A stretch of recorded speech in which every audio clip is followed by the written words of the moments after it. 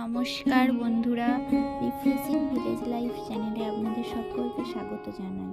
আজকের রেসিপি পিয়াজি তৈরির জন্য প্রথমে পেঁয়াজ এবং কাঁচা লঙ্কাগুলি কুচি কুচি করে কেটে নিতে হবে।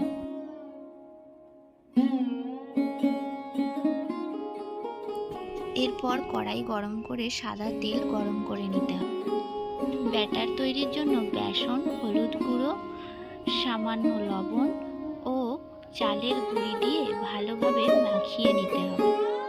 এরপর কুচিয়ে রাখা পেঁয়াজ ও কাঁচা লঙ্কা দিয়ে ভালোভাবে মাখিয়ে অল্প অল্প জল দিয়ে ব্যাটার তৈরি করে নিতে হবে।